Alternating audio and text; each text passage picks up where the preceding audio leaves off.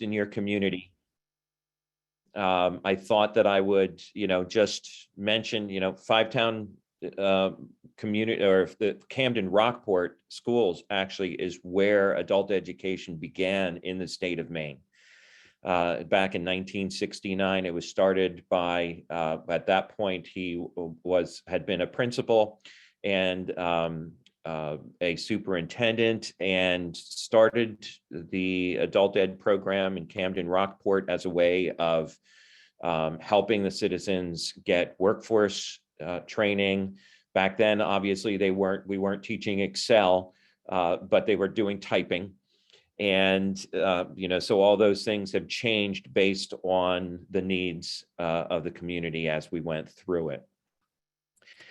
FiveTown then, okay, what's going on now? There we go. Okay. There are this is about maybe 7 years ago, the Department of Education divided up all of the adult ed programs. There's about 70 of us around the state, all based in the public school systems. And they broke us into 9 hubs to work regionally and to basically just share. And our hub, and the one that you would work with and that we do, is known as the Mid-Coast Adult Education Hub 7. And that's a list of everybody. We have 4 counties, and we comprise everything from Belfast down through Brunswick and Topsham, and inland into Thorndike, Jefferson. Kayla's got a whole bunch of towns inland that she deals with. And, so when you're looking at adult education, there's a micro level, there's a mid level, and there's a macro level of programming. And I think that that's important to understand. I'm going to turn this over to, actually, first, I'll tell you where we're at, because Joan already introduced us. But you see that these are the schools. We've got Fivetown, RSU 13, and RSU 40 are the sending schools to the Mid-Coast School of Technology. Mid-Coast School of Technology has an adult education director. So Heidi deals specifically with the adult programs at the Mid-Coast School of Technology. And so the 4 of us work very closely in this region to provide consistent programming, and we share and we talk, and we basically work off of each other's strengths. And I'm going to turn it over to Christy now, and she can talk to you about basically everything that we deal with. Hi, everyone. Thanks for having us. I grew up graduated from Camden Rockport High School, and Rotary was always a really positive part of our community experience. So thank you for what you do. The basic services of adult education have remained basically the same over time. We do high school completion, which HiSET is the new GED, or diploma completion with the school district. We teach adults English language learning. We work with college transitions. So anybody who is interested in getting back into college or needs some academic support in accessing college, also advising services around financial aid, we can help with that. Adult transitions is for people who are specifically looking at a career change or advising. We have a lot of career exploration programs and advisors to assist with that. And we have some connections to assist people with obtaining funding for workforce training and development. Workforce training is something that we have really expanded on in the past 8 or so years. And that's a lot more of our presentation today. So the emphasis has shifted to include all of the enrichment, oil painting, basket weaving courses that you're used to seeing in adult ed, but also expanded to really serve our communities in workforce development and training. And we do work together in that regional hub, which you saw a lot of programs, and almost every school district has an adult education program that's embedded into that. But the overarching theme to know here is that you can reach out to any adult ed program. And because we're working in those regional hubs, we're able to help you find whatever resources you're looking for. So we're a one-stop shop is what we call it. And I'm going to turn it over to Heidi Nolan, who's over at Midcoast School of Technology. Here in Rockland at RSU 13, we are a program that is really focused on academic support and college transitions and English language learning. And then Heidi, who is across town, deals specifically with the career training. All right, well, thank you, Christy, for that nice lead in. I'm over here on the south end of Rockland, so we're on the other side. Thank you all for inviting us here today. Really appreciate the opportunity to share with you a little bit about us and what we do. So workforce training and development, what exactly is that? It's a way to grow skills. It's a way to use new tools and develop them with those skills.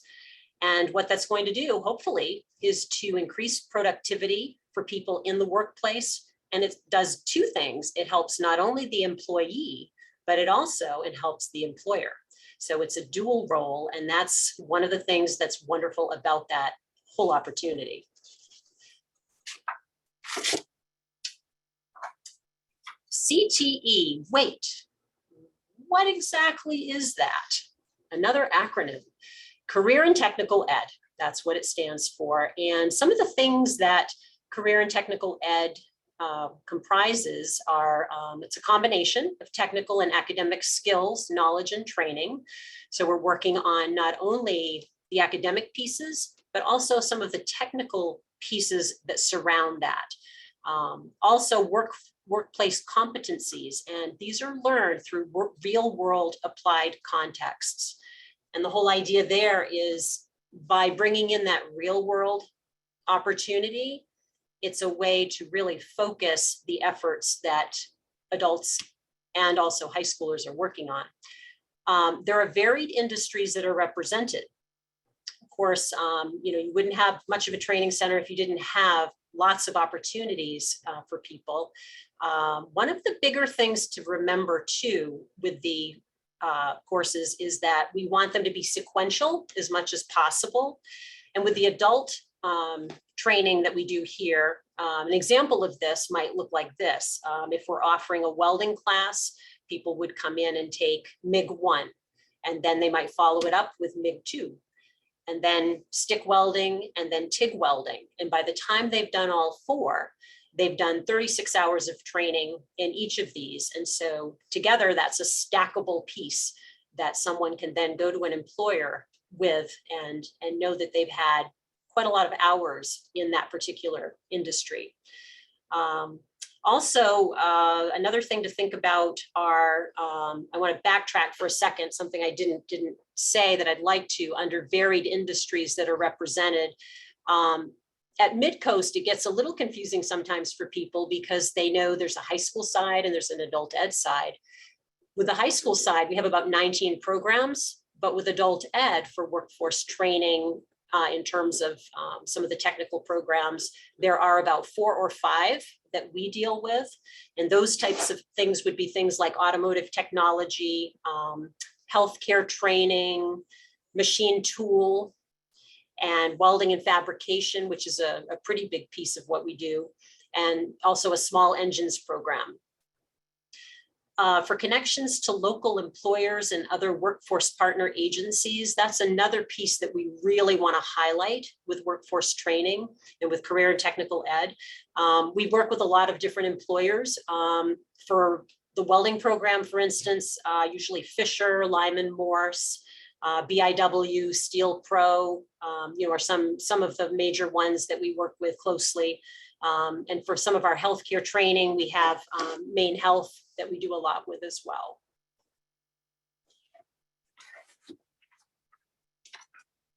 So what are we working on these days? What are we doing for current and potential adult ed projects? There are a couple of them out there that we're really hoping to continue to develop. They're all in more initial to beginning stages. One of them is the fiber optic technician training pilot project.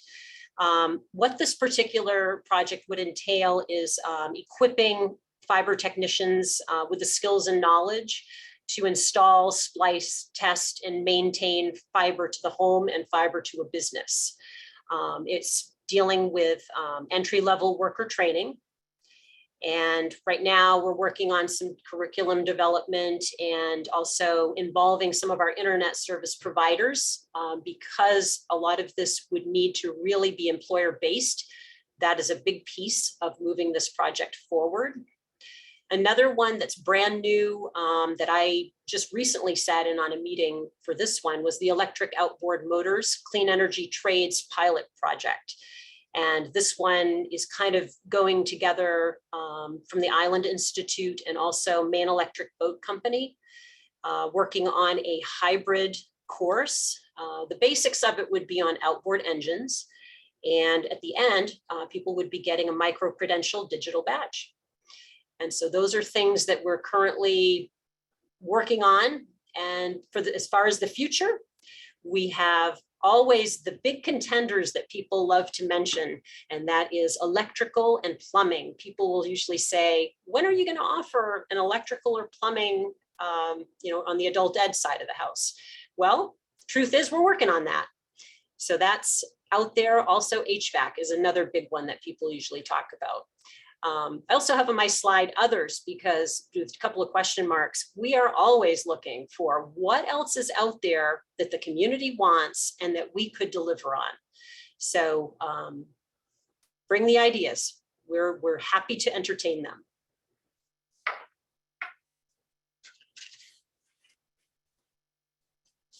Which takes us to, and that was a good lead in, WIOA. And this is something that's basically oversees or gives us an overarching plan for everything having to do with workforce training, workforce development. And this is a federal law, the Workforce Innovation and Opportunity Act. We lovingly call it a four-letter word because it has just made a lot of things explode. There's been a lot of opportunities available. And some of you may be familiar with the Coastal County's Workforce Investment Board, and that covers from Waldo all the way down through York counties. It's the largest workforce board. We have 3 of them in the state, and this is the largest one from the standpoint of employers and employees. And this is what we work under. And the 3 goals are really keeping it's all employer based. It's keeping you actively engaged with a regional workforce development system, working with job seekers and current workers to get them engaged, increasing skills. And then it creates a regional workforce system that we call the one-stop system, which basically says there's no wrong door. And as we've brought up and Christy has mentioned, you can come to any of us. It's not just adult ed. If you have a question about upskilling one of your employees and you go to the Career Center in Rockland and it involves training, well, chances are they're going to then end up calling an adult ed program and trying to find out who can help this person. And it's not based on what we all necessarily already have. It's developing what's required in order to help the employers. The one-stop system has 4 titles. We're title number 2, the Adult Education and Family Literacy Services. And that's a federally funded program. We call it AFLA, and it's literacy. Basic literacy, local literacy, numeracy, so basic math skills, digital literacy, helping people with, learn on computers, and it's integrated education and training which then ends up getting, we combine the basic skills training with the CTE and then create these specific trainings based on what your need is. So it used to be, how does all this get funded? Well, there's AFLA, and you're used to paying taxes in Camden. We're used to paying taxes everywhere.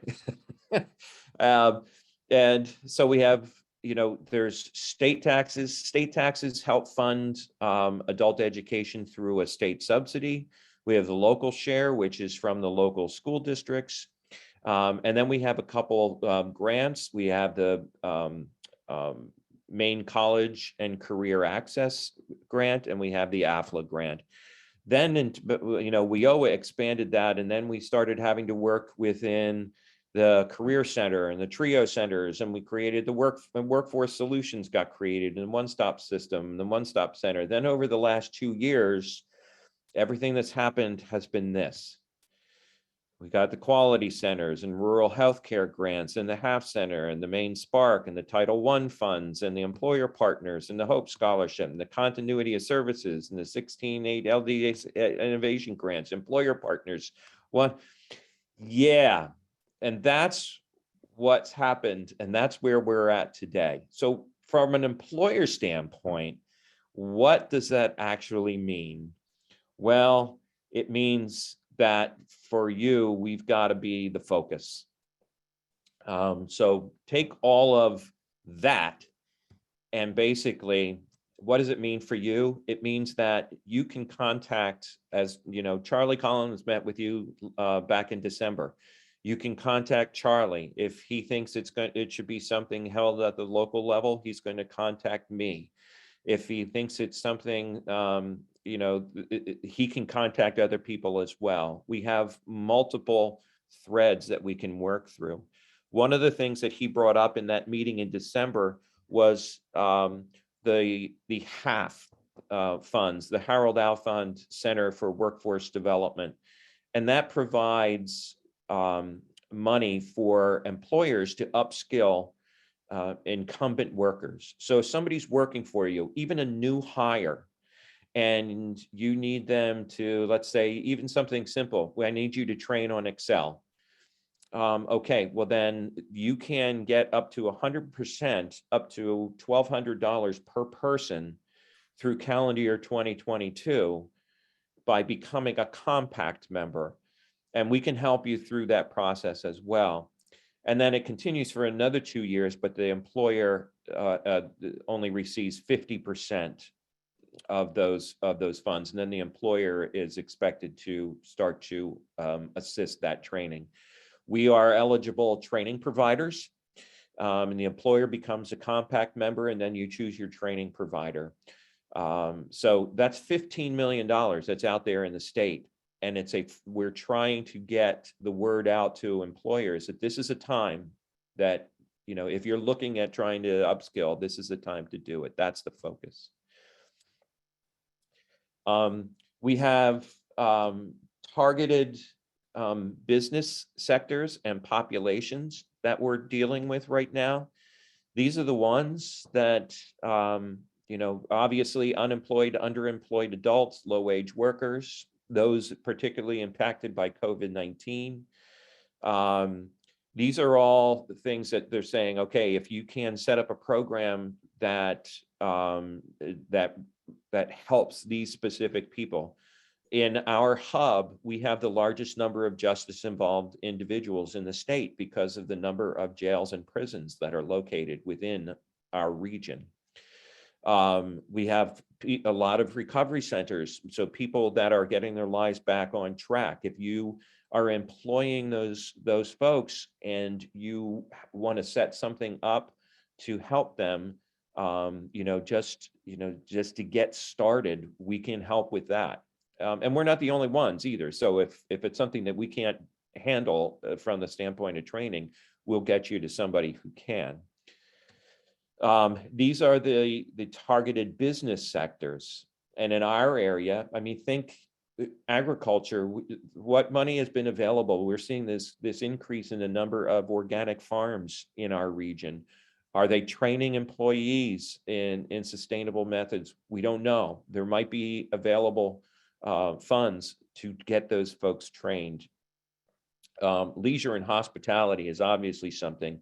And if we can get, we're trying to find ways to encourage some of the immigrants and the asylum seekers that are this influx that's coming into Maine. I live in Freeport, and we just took in 42 families into one of our hotels, opened up for 42 families that are located now, immigrant families, asylum seeking families that are here. And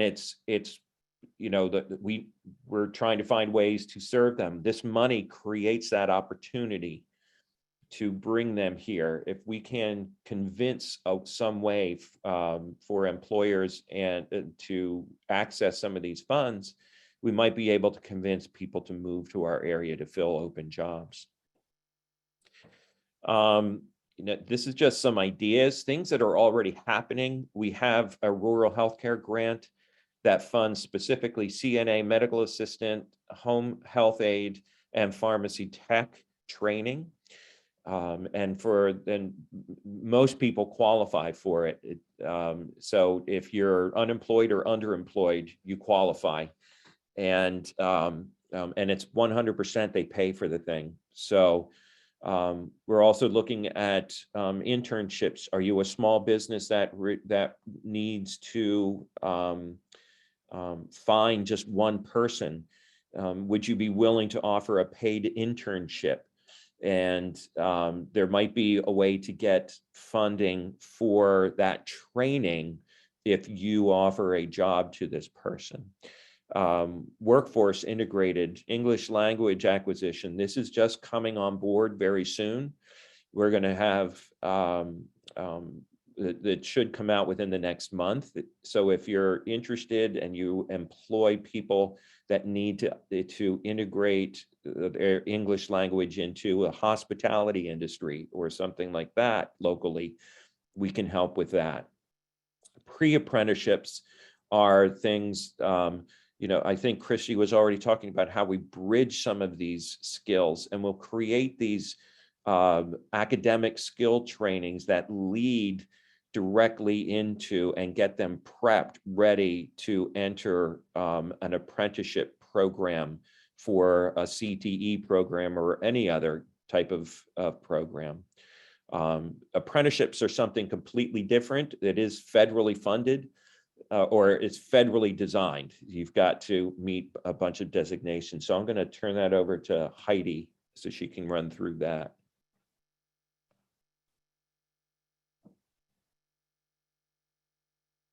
Oh, Heidi, you're on mute. Thank you for that. Sorry. Most of you are probably aware of apprenticeships and how they may work, but some of you may not be. And so I wanted to just put a few pointers in here for what that is really kind of composed of. So it is on-the-job learning and classroom instruction. And the idea is that it's going to provide a clear pathway to skilled occupations and hopefully improve economic opportunities for people. It is comprised of 2,000 hours, which is quite a bit of work experience, and 144 classroom hours. It's definitely, and this is a very important thing, they are employer driven. It starts with the employer. That has to be the main driving force behind an apprenticeship. It's also what we call an earn and learn model. So people are being paid for this training.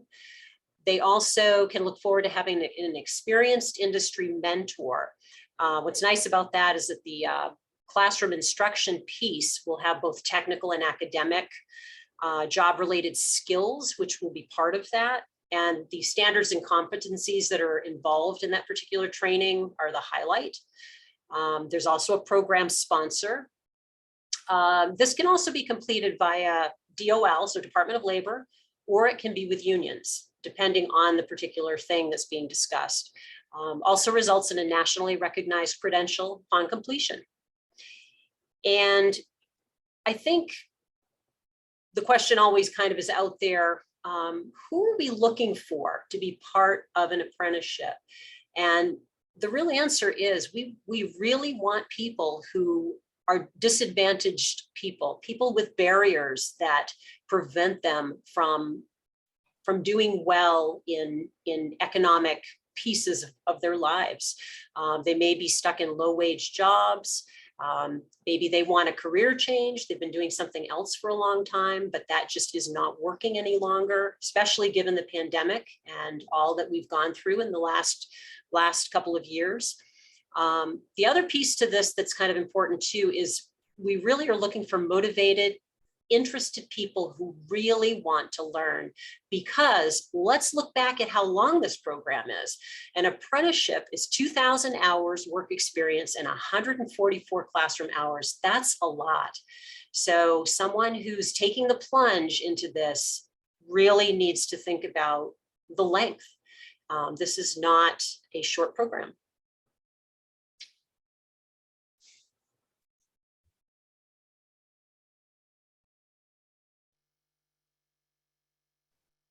Is this my slide? Got it. Sorry. So adult education, I hope that you guys were all able to get something out of this presentation and to learn something new and to be able to take away that we're not just GED and basket weaving, although we do still offer basket weaving. So if you all have any questions, now would be a great time to go ahead and ask. And we're looking forward to working with you all. Is it on? Yes. This is Joan. I can read these if you want from the chat. And anybody Sure. else who wants to chime in is welcome to, but we do have a few in the chat if I can open it Great. up. Hang on a second. Okay. Could you explain, somebody mentioned digital badges and e-credentials, and some of our members might not know what those are. So could you explain that? Sure, the digital badges and micro credentials. So digital badging they are short-term or very short modules with targeted learning. For instance, we have some badges that we offer through adult education for digital learning. So you can get a badge, if you complete specific training in Excel or Word, or even online security, that kind of thing, or how to be a safe user of online technology. These are things that an employee or anybody would basically, you can earn these, and then there are various systems. Badger is the most one of the most common right now, and the university system, I believe, is also using Badger, and people can collect these things, and then when it comes time, for if you put them on your resume, and an employer can see that you've earned these badges. Going a step farther with the micro credentials, you can earn multiple steps. You can put together these individual modules to earn a micro credential. And then you can take micro credentials, which might then give you an opportunity to slide into to earn some credits if you have multiple of them. And so they're just ways to take all these little bits of learning that you're getting along the way and collect them. We haven't really had a way to do that, and so actually have it documented. So it's somewhat new. It's not, there's not a lot of it out there. There's adult education is actually right now going through this process where they can apply with the University of Maine system to have the micro credentials developed that you develop in adult education be listed on the University of Maine site. So Thank you. that's what that is. Thanks so much. Here's another question. There was, where did it go? There was something about, what needs to happen to make HVAC or plumbing, electrical classes to become a reality at MCST? Okay, I guess that one's for me. Let's see. So some of the things that we've talked about in being able to provide programs like that, one of the big things is I think people look at our school and say, wow, that place has so much space. You know, there's so many great spaces in there. The truth is there are for the current programs that are in place, but we do not have a huge storage capability. So any program that is not currently running is one that we would have to think about. How big are the elements that comprise that program and where would we put it? Could it share a space potentially with an existing program or not? For adult learners that would be coming in and using it. So space is always an issue, you know, to talk about in terms of that. Other things would be procurement of startup materials. What are the startup things needed for a particular class, and where might that funding come from to be able to get that started? Instructors. That's another big piece. I'm always looking for instructors. And I know my fellow adult ed directors, it's the same thing. When it comes to workforce training classes, we are, I don't want to use the word desperately looking, but I will say, depending on the thing that we're talking about, we are. They're just, we know they're out there. We know there are people that maybe are retired, that have these technical backgrounds and great information to share, but finding instructors can be a challenge.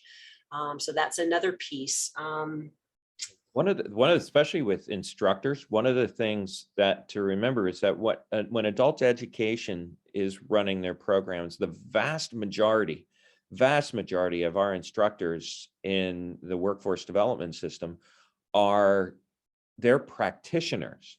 They're already working within the field. It's not like at a college where they're academicians mostly and a few practitioners. Ours are mostly practitioners and very few academicians. So it's hard to get them to be able to commit to these programs in addition to the fact that they're already working within the industry full time. Yeah, and a good example of that, I think, is in my area of my welding program for adult ed. The turnover rate is really high. And the reason is just what David said. They're coming in from industry. You know, I've had instructors from BIW, Fisher, Lyman Morse, Steel Pro now, and they're all working a day job and somehow trying to carve out time to come over and teach my adult learners. And while I appreciate and love the fact that they're there and they're helping with this, it's always, you know, I get to the end of the semester and go, oh, please tell me you're coming back for the fall. Or, you know, it's that always feeling like I'm looking for that, you know, that instructor, you know, that next one, because maybe the current one can't return. So I don't know if that answered the original question about what are we looking for in terms of developing something new. Did anyone have? We have a couple of other questions that we can move on if that's okay. That was a very good answer. Thank you.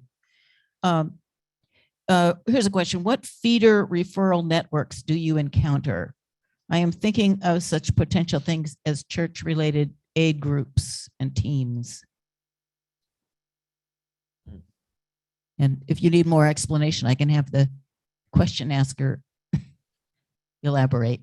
Yeah, I personally do not have anything coming in like that from any groups. Typically, you know, you know, we'll in FiveTowns, the workforce development that we're doing is mostly the white collar and entry level healthcare.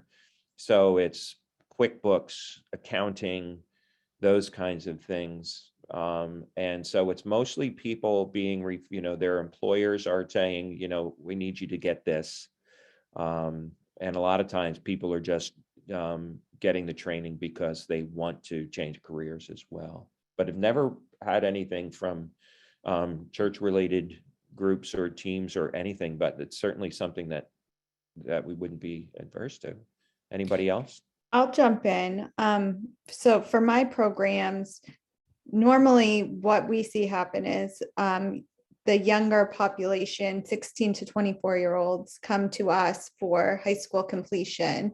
And then we kind of guide them in the direction towards, Heidi's program or another training partner to help them develop skills and think about what they might want to do with the rest of their life or next steps after completing their high school diploma. Thanks. I want to go Joan, back to Joan, HVAC. Oh, sorry. Could we just ask if anyone in the room has a question for a second? Oh, sure. Does anyone in this room have a question? I'm just reading from Zoom. Roger. Roger.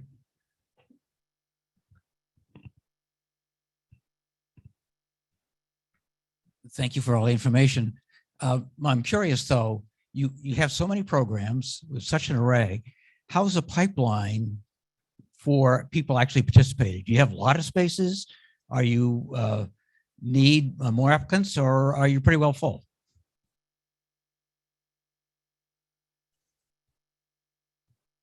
All depends on what it is. I can say right now, like, the medical assistant training right now it's like people are just keep signing up. We've got, we try to cut off at 10. We have 12 people in process. We have 11 that we started in the fall semester. We have 8 that will complete. We have 12 that we're getting ready to start for the spring semester. We had 10 last summer. I don't know where we'll be for this summer's semester.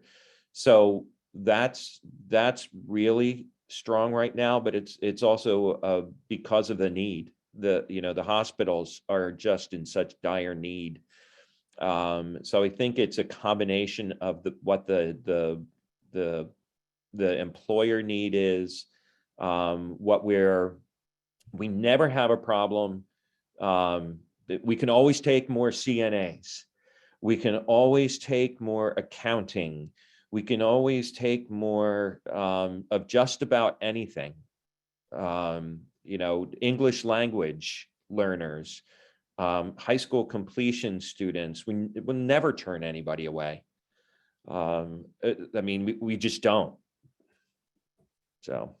Thank I'll you. jump in for just a quick second. I think one of the joys of this job, and I think the rest of you adult ed directors would probably agree with me, is getting that cold call, somebody who calls and says, I need help with something, and here's my story.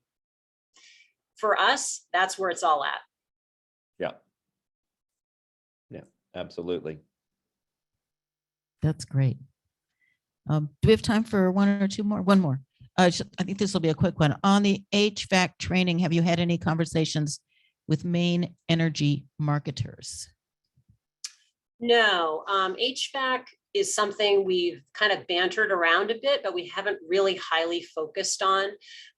Bobby and I were just talking about it again recently. So I think it's coming back around to a point where we're really kind of ready to let's sit and discuss this and see where we could potentially go with it.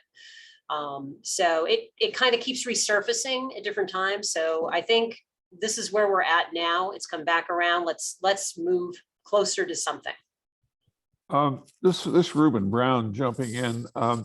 I just had a chance to look at evaluations of heat pump installers in New York City and other urban areas. And one of the problems there is inadequate training for people to install heat pumps, and systems are going goofy, as it were, and costing all sorts of problems. Maine has an extensive heat pump emphasis, subsidies, a variety of things. I would encourage further conversation on that front, and I'd be happy to make some connections in the state energy office that could pursue that as well. Thank you. Thank you, everyone. I would have to say at this point, we have to move along with the meeting. And I'm sure that each of our presenters would be happy to field questions if we reach out to contact them. And I assume that everybody could be contacted through the adult ed department. Is that true, David? Yes, and we'll send out, I'll send, Joan has all of our contact information, but I'm going to be sending out the slides, which also have all our emails on it as well. Excellent. Thank you. Thank you very much. Very Absolutely. interesting program. And obviously you have spent some time on presenting this or have done this a few times before. So thank you for your time and effort. It's very good. All right. Thank you. Thank you. Great to see you all. Thank you. Goodbye. Thanks, everyone. Thank you. Thank you so much. Thank you. So I am going to ask if the raffle team has a raffle together for us.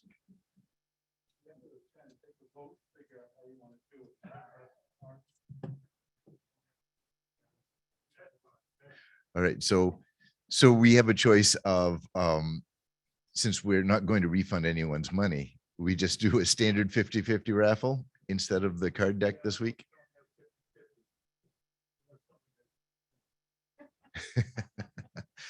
I can do half of that.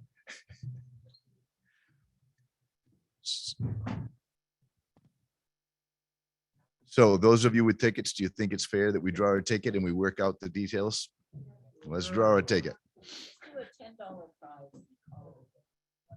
right. Or there's rumbling that we'll take whatever.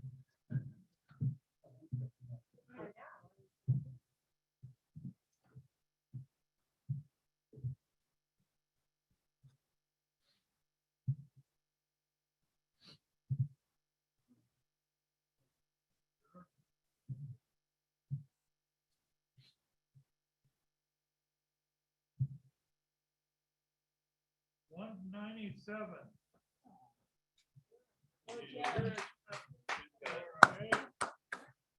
Jim Bowditch.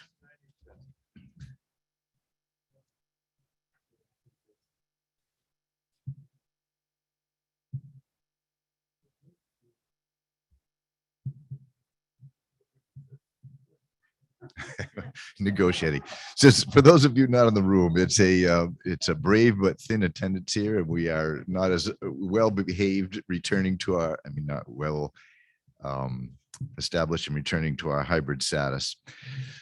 Okay, I would thank everyone for purchasing raffle tickets today. And Jeff, are you ready to do Sergeant at Arms? Thank you, Jeff.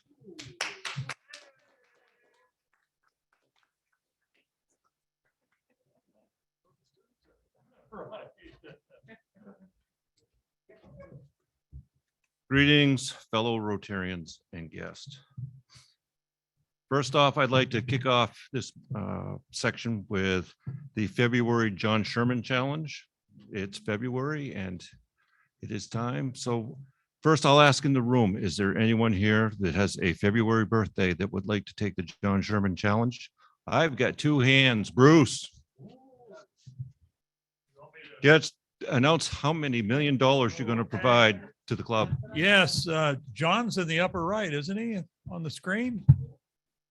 John, yes, I accept the John Sherman Challenge, and I will pay $1 for each year, and I think that puts me somewhere in the late 50s. Although I'm looking at the four-way test, and the first one, is it the truth, which it is not, so I will pay 75. Oh, thank you, Bruce. Ken. Get another. By the third meeting after this, I will be starting my 81st trip around the moon, or around the sun. So I'll bring a check for 80. Excellent. Thank you, sir. And then Steph, could you help me look on the screen and see if we have any February birthday John Sherman Challenge participants? I am seeing none. Anyways, thank you, gents, for participating. All right, I don't have any fines today. Whoop, I'm sorry. Sorry, I don't have any fines today. Although I really wanted to give some out, I don't. Table quiz. Fine. I saw that and I thought about it, but now that you volunteered, how much would you like to put toward being late? Like to thank Rich Anderson for contributing $5 for being late. That's excellent. This is a good day, Rich. Thank you. All right, we're going to do a table quiz and I'll try to keep it concise and organized. You're table 1, 2, 3. You guys are 3 over there. You're 4. You guys out back are 5. And then I've got the folks on the screen that I'm going to bring into this in an organized fashion. But let's get through in-house first. Table 1. Where are the 2022 Winter Olympics currently being held? Final answer is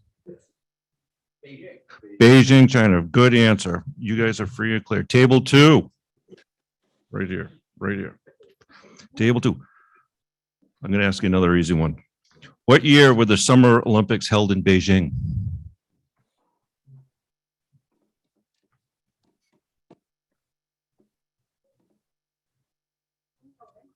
You are correct. 2008.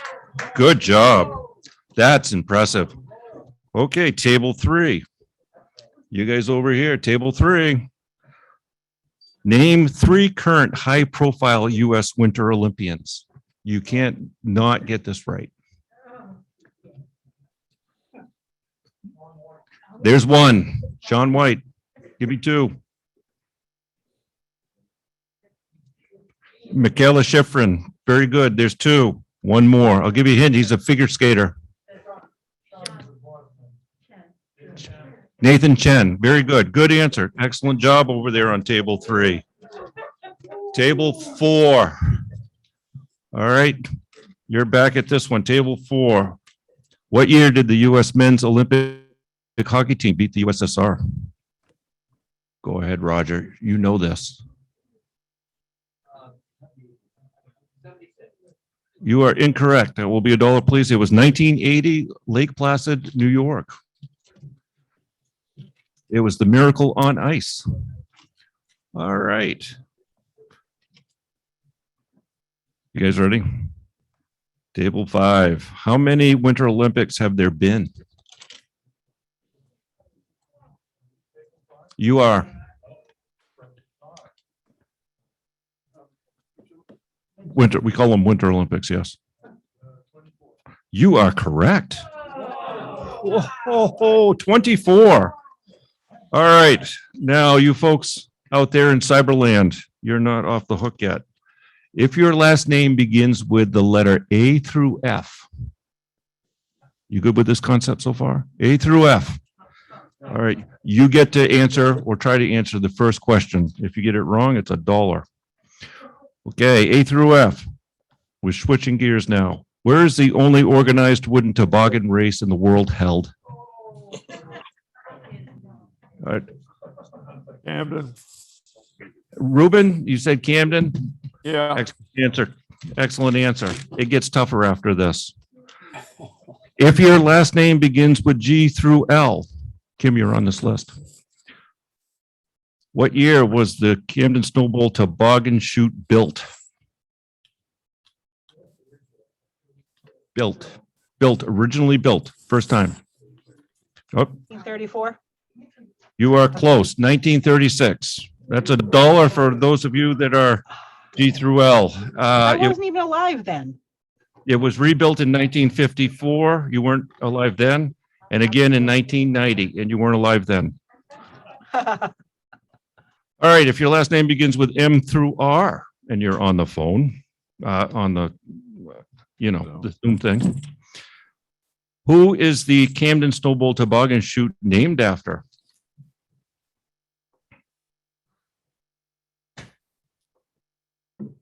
Do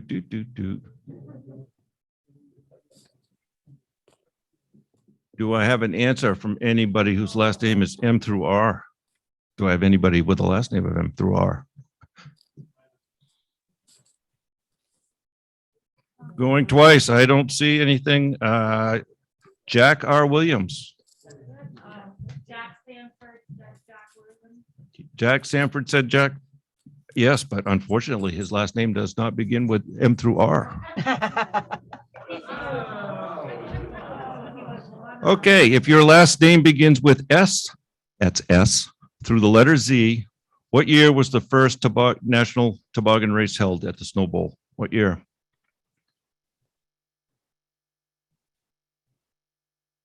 Do I see anything? Nothing?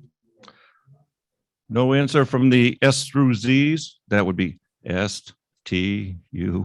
1991 is the correct answer on that one. So thank you for your dollar contributions. Last bit trivia. How much does the toboggan race bring in? Brings in approximately $65,000 a year to the Snow Bowl's budget, which is the equivalent of about 4 good weekends at the Snow Bowl. And it brings in to the community, the economic impact is over $400,000 between hotels, food, restaurants, spending. Okay, happy and sad dollars. I've got some to start kicking us off. First of all, I'd like to give a happy dollar to our speakers for the excellent presentation. 5 sad dollars for those of you that may or may not know. Tom Pico, who was at one point in time a member of our group, has his father passed yesterday, and it's sad dollars there. And then I've got a happy 5 for saddleback skiing on Sunday with my brother and several of my local buddies here who carpooled over in a brand new 2022 Bronco that wasn't mine, and had a good day at saddleback skiing. Maximum temperature that day was 6 degrees, and that doesn't count the wind. Okay, other happy and sad dollars. Let's start in the room first. Bruce. Just an informational $10 that the Camden Conference is coming up in a little more than 2 weeks. The topic is Europe, and which, as everybody knows, Europe has heated up in more ways than one in the past number of weeks. And we've got a former ambassador to Ukraine as one of the speakers. We've got a terrific lineup of speakers, including a woman named Constanze Stelzenmuller, who she's obviously German. She works for the Brookings Institute. She was one of our speakers when we did the Russia conference a few years ago, and she's tremendous. So just encourage you to sign up. Go to camdenconference.org and sign up. It's going to be a heck of a conference. Excellent. Go ahead, John. And then we'll go to Judith after John. So I have 5 happy dollars. It's really about being able to be back in hybrid meetings, have choice for our members, and it's also, or very much so, for our great presenters today. And a really nice program. Thank you. Thank you. Judith. Thank you. I have a happy $5. I attended a meeting earlier today with the Camden Garden Club, and Dave Jackson and Amy Rollins were our presenters on the amphitheater and the historic sites of the town, and he was excellent. It was a real pleasure. Thank you, Judith. Ruben. Today's Penn Bay Pilot has a fantastic article on Barbara Dyer. I'll put up $10 to commemorate her. She passed last week, and the value of the column today is that there's a link at the bottom of it to many articles she has written about local history. Thank you, Ruben. Matt, I see your hand. Thank you. I've got 20 happy dollars. First of all, for the speakers, I thought that was terrific. Well done. And then for the very successful Winterfest celebration on Saturday, the weather was perfect. We had ice carving. We had a dog fashion show. And perhaps most importantly, there was a special honor, including a framed picture and a banner for one of our own, Dave Jackson was honored just for all the work he's put in at the library, at the amphitheater, at the park, and for his many, many years of service. So that was a happy celebration for us as well. So. Excellent. Thank you, Matt. Thank you, Dave. Well, I have to answer with a 10 happy dollars for Matt's noticing that, being there for that. I missed it. And for Judith, having watched our presentations this morning, I'm always looking for reinforcement. Thank you. Thank you, Dave. Thank you. Do you have any more happy or sad dollars online? If not, any more happy or sad dollars in the house? With that, I think we are good for adjournment. Have a great day. Thank you.